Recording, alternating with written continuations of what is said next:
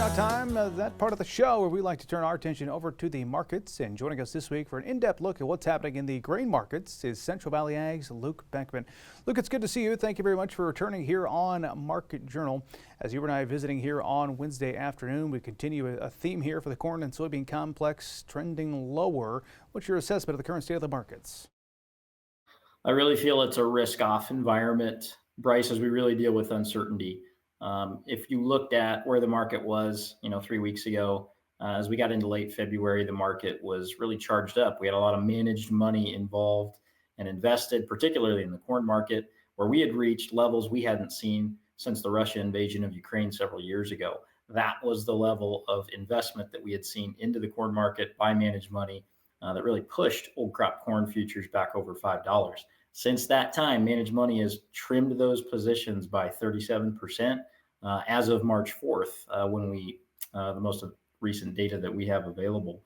So it's really been the uncertainty that has caused a lot of that investment money, those dollars, to come out of the corn market. We see managed money actually back into a negative position on the soybean market. So uncertainty is going to cause money to move to the sidelines, and it's really impacted our markets here in the last couple of weeks. We did see a nice bump in prices, as you mentioned. Did you get a sense that a lot of producers are moving some of their old crop to free up some storage? Absolutely. The farmer was a very active marketer here between January 1st and the end of February on that run up, prices we hadn't seen really since last summer. So the producer did a very nice job of rewarding that rally.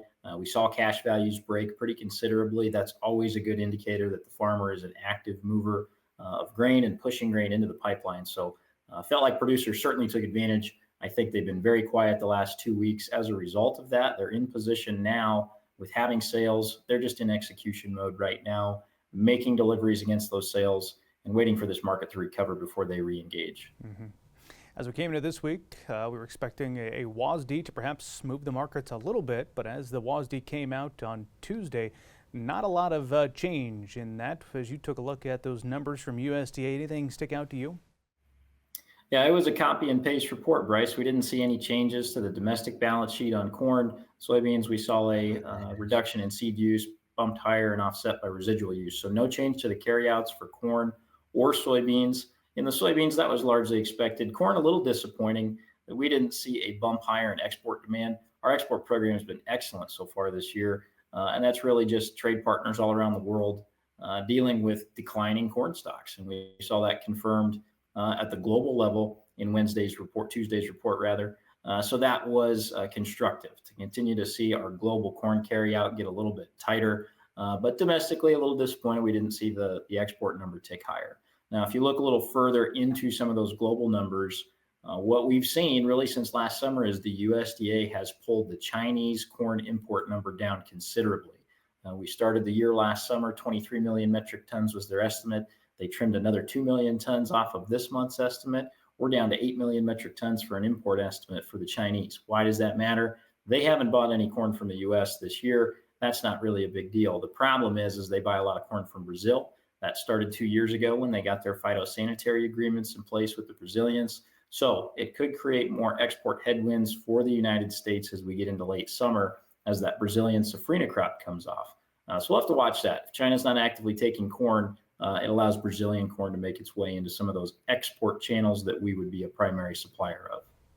Well, Luke, speaking of exports and challenges, we've had a lot of tariff news over the past 2 weeks. And as you and I, as I mentioned, visit here midweek, who knows, the whole situation could be different. But as you look at all of the news of tariffs on and off, we've got Canada, Mexico, the EU, and China all involved in various tariff disputes, I guess is what I'll call them, with President Donald Trump. What matters most for producers today? Yeah, agriculture gets caught in the crosshairs as we start dealing with broader tariff issues. A lot of this is stemming from steel and aluminum imports, and those being tariffed from Chinese suppliers, Canadian suppliers. A lot of those obviously key trade partners for us, Mexico and China being number 1 and 2 as it relates to that. So as we sit here Wednesday, we had a tough day in grains, we had a tough day in soybeans, and that was really with the EU responding to those steel and aluminum imports. Canada did the same. And so that headline risk, again, is going to pull money out. And when you've got a net positive investment or where your managed money positions are net long in the corn market, they can continue to de-risk and pull money out of this market. So the tariffs are hard to stay on top of. We get different information every day. They're on again, off again.